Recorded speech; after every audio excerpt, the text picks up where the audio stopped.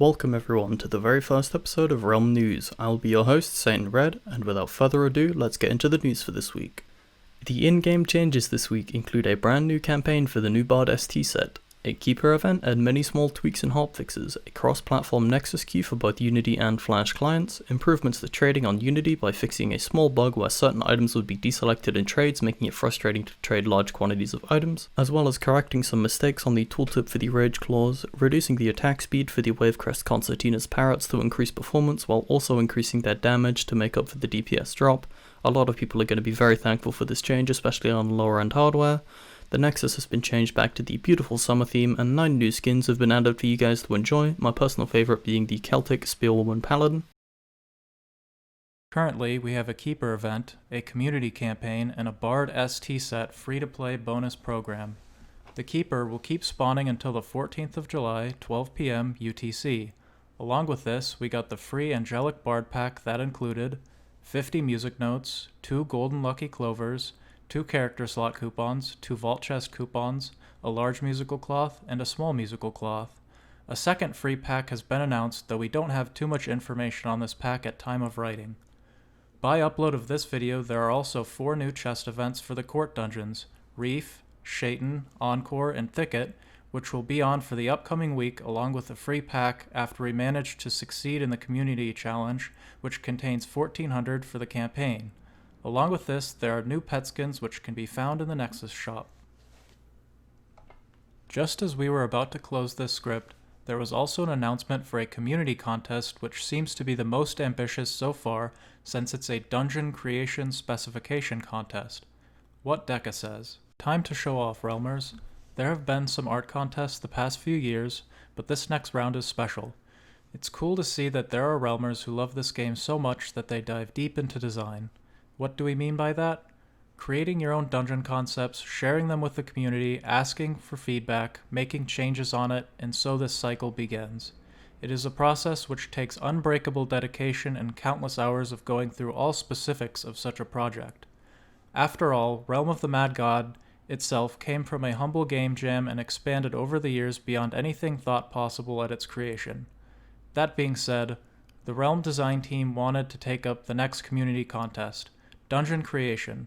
Let's get into details. End quote. Funnily, the max number of pages is 10 and the duration for this contest is merely 3 weeks. But you can argue that some people have nothing better to do since after all it's summer holidays for many. If you are interested, you can read the full requirements yourself, links as all the others in the description. Weekly leaks. With some very juicy leaks for you this week. Once note, though, these leaks are not confirmed and its content does not have to be implemented like this or at all. Oryx UTs. We want to begin with a leak by Nigel on Reddit. This leak contains all the items which are likely to drop from a new Oryx Sanctuary dungeon. This is grouped up into 5 different sets, matching the 5 bosses you might encounter in the dungeon. At the time of this leak, there's already an update post which also includes the 1 damage increase we'll talk about later. Also, addition for then is that Tomes might get a Wiz mod. Treasurer Gemsbok Trickster set. The name pretty much says it all, no wonder he teleports that much. Starting with the Avarice Dagger, which is a very wavy shot pattern similar to the Doku or the Sword of the Colossus. The dagger seems to go for more range instead of damage. Next is the Gambler's Fate with an effect that will spawn a coin. Each second this decoy has a 50% chance to despawn. This means that in theory you could, if you are very, very, very lucky, have an infinite decoy going. Then we have the Turncoat Cape, an armor which will let you go invisible when hit. Lastly, we collect the Monocle, which is a pretty decent stats, but seems to be an item to use with the armor since there's an attack boost for you to use your ability while invisible. This ring would be even better on a rogue though. Archbishop Luke Oryx's priest set. Who would have guessed that the Archbishop would drop a priest set? The Luminaire wand has a very unique shot pattern and an amplitude of 0.5. The Celtic Scripture summons a Chaos Beam. With no further info yet, it also gives some HP. The Vesture of Duality is a robe to boost the attack or defense of a player depending on HP and decreases the other stat by 15.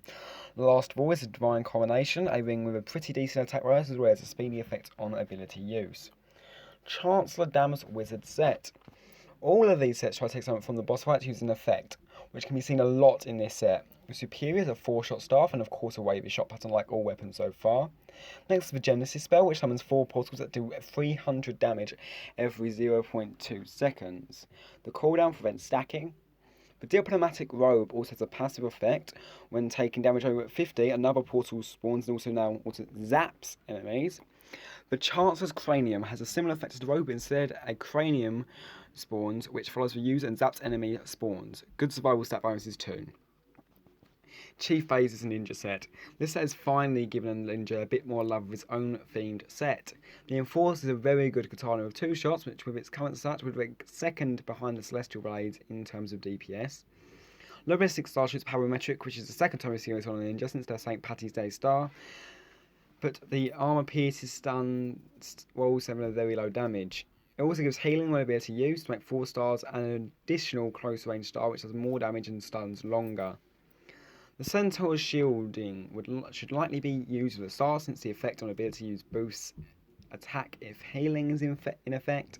Can be used on every level class so if there's a pally in the group. The Battalion Banner is similar to the Warhorn, placing down a flag on ability use, which gives players damaging as well as damaging enemies. Lasts for 4 seconds though and has a 10-second cooldown, so you can't stack those. Oryx's Knight set. This is the most exciting of all, the Oryx Knight set, this time in UT form, themed after the Mad God in his exalted phase. The Divinity Sword is mostly speculation, seems unfinished. Oryx's Escutcheon also has no projectiles and shoots 3 light beams instead. Gladiator Guards is a similar item as the Archbishop Robe, giving an attack bonus when over 750 HP and a defense when under on ability use. This is also HP based armor, while the shield is making up for it with a high defense bonus. Finishing off with the Exalted God's Horn, which is a similar build like the Guard, but in this case when over 800 it will throw a lightning beam on shoot with a 1-second cooldown, while under it will give armoured on ability use for 3 seconds and a 10-second cooldown. Mix between ability use and on shoot here, which is an interesting concept. Like all rings, this ring also has some pretty decent stats considering the extra abilities.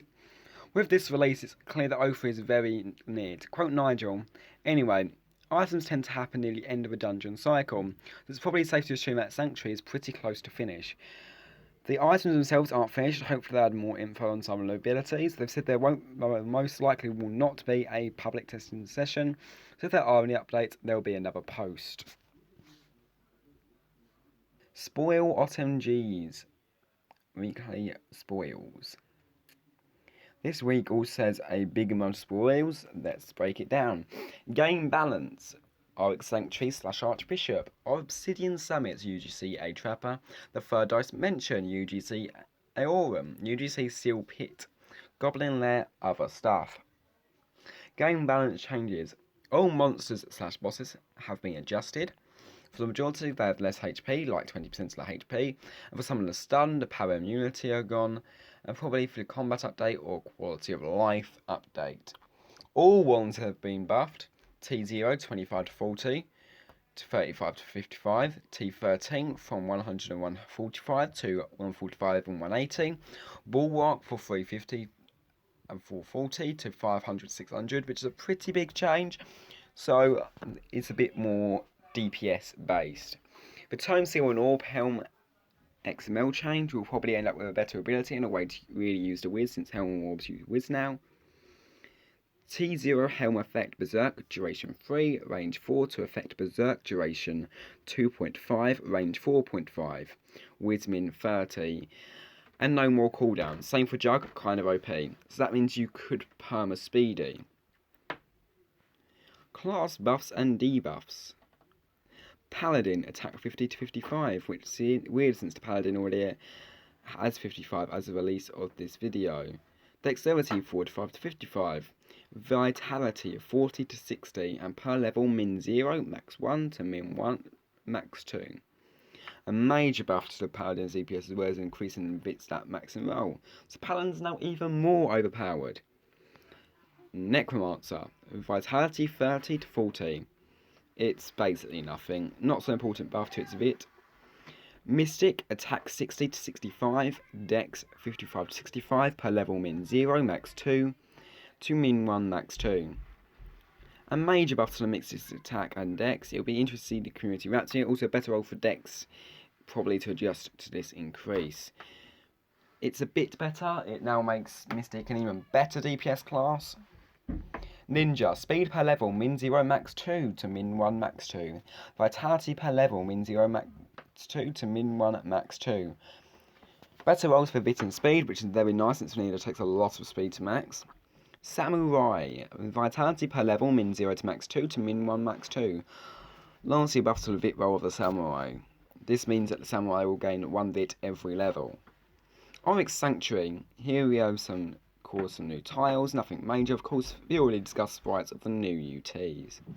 If you haven't heard it yet, Obsidian Summit, this dungeon seems to have been picked up again by the UGC.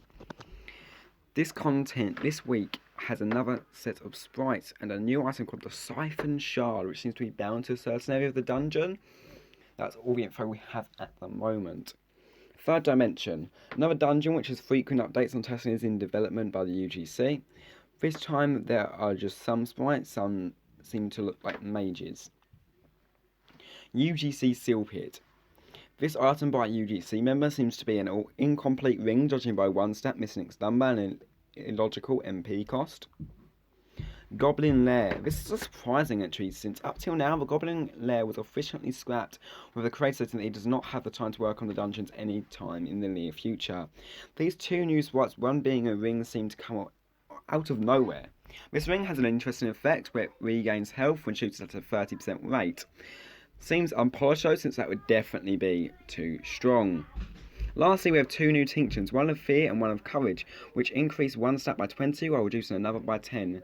The stats being attack and speed. As always, none of these things are confirmed to ever see the light of day, and if they do, there might be significant changes. With this, we will conclude the leaks part and we will do something more fun. Reddit post of the week. These are the top 3 Reddit posts of the week. Looking at the first place, we can cross out the fun part since this post is called The State of This Game and Its Community, lol. This thread pretty much is a collection of all faults and complaints by one of the raiders, which sparked a massive discussion, with one of the key points being that UGC, especially the incredible nice composers for the music being volunteers, did not even get paid for their work. But a bigger part of this post concerns a majority of exploits, issues and how Deca handles the situation. This may come as a surprise, but there's even an official response by a Deca employee, which you might want to check out in the description. They address many points, but leave some out, which everybody is of course eager to point out in the comments. Discord raids when the oral vanishes. A decent meme, which reflects the situation very well. Happens to me about twice a day. Another decent meme, which reflects a situation any long-term player might know. Discord news. Moving on to recent news on the realm's big Discord community. This time we have no big stories but just some ongoing events. PvE contest Dungeoneer. We also would like to shout out the ongoing public PvE contest in Dungeoneer, where you can still sign up. This is a free open PvE contest for everybody to compete in the next few weeks, with some pretty nice prizes and even a small raffle. Again, link in the top right for the official video. Pest Control VR Nest. Along with helping you farm your nodes for the Bard campaign, Pest Control has been taking advantage of the higher player numbers to see how low they can push the record for fastest nest complete. As of the 28th of June, the record stands at 1:17, led by Promo and Hydroxy, 2 very talented raid leaders from the server. That doesn't spell the end of the record though. They intend to push it even lower, as low as sub-minute. Definitely drop by and see if you can be a part of the attempts. This has been a much longer episode than we anticipated since there's just so much stuff going on in game right now. This episode has been brought to you by the Nexus Network, linked to our official list of partners in the description. Big shout out to all of the media team who helped work on this. Names should be somewhere on the left right now I think. Thank you to our journalists, script authors, voice actors, artists and editors who took time out of their week to make this possible. We hope to make this a weekly or semi-weekly format based on community feedback. If you want to support us then please share the video and give it a like. Make sure to subscribe if you don't want to miss any of our uploads. Thank you for watching and I hope to see you next time. Bye and see ya.